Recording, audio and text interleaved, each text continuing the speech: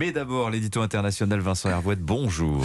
Bonjour Dimitri, bonjour à tous. Joe Biden veut réévaluer la relation des États-Unis avec l'Arabie Saoudite. Le président américain ne digère pas que l'OPEP ait décidé la semaine dernière de réduire la production de pétrole de 2 millions de barils par jour. Oui, pomper moins, c'est une précaution pour que le cours du baril se maintienne autour de $100. Et cette décision permet à Vladimir Poutine de financer son effort de guerre en vendant mieux sa production.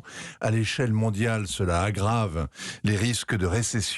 Aux États-Unis, ça va peser sur le scrutin du midterm dans 3 semaines, car, on le sait, l'électeur américain décide de son vote quand il fait le plein à la station-service. On comprend que Joe Biden se sente cocu et mécontent. Oui, on se souvient qu'il était allé en personne à Riyad au mois de juillet pour réclamer une augmentation de la production. Oui, une visite éclair et un voyage un peu honteux. Et pour cause, pendant sa campagne, il avait promis de traiter Mohammed Ben Salman, le prince d'Arabie, en paria. Sa ligne de conduite était simple, faire en tout le contraire de Donald Trump.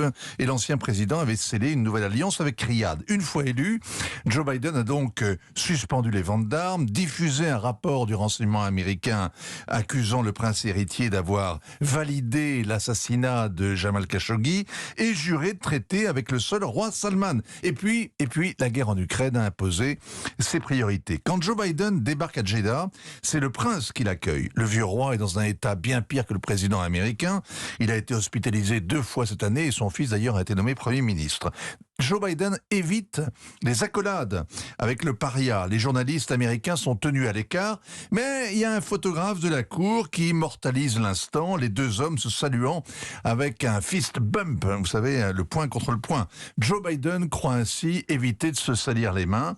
3 mois après, c'est le point de MBS qu'il a pris en pleine figure. L'image est parlante. C'est l'échec de la réelle politique, cette affaire. Il ne suffit pas d'être cynique pour réussir une politique. Les Saoudiens défendent leurs intérêts.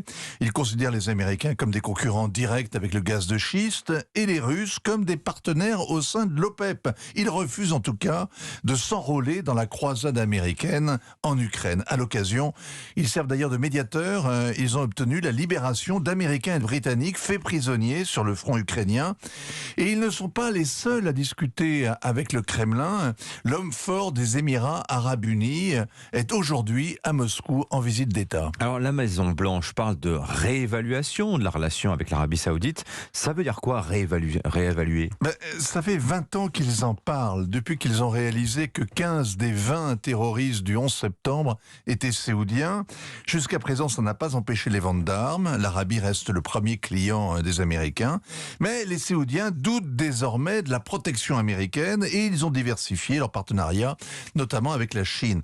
La guerre en Ukraine n'est pas la leur. Elle ne mérite pas de sacrifier leurs intérêts. Une seule chose pourrait sans doute les mobiliser, que l'Amérique maintienne l'Iran en quarantaine ou l'empêche d'acquérir l'arme nucléaire.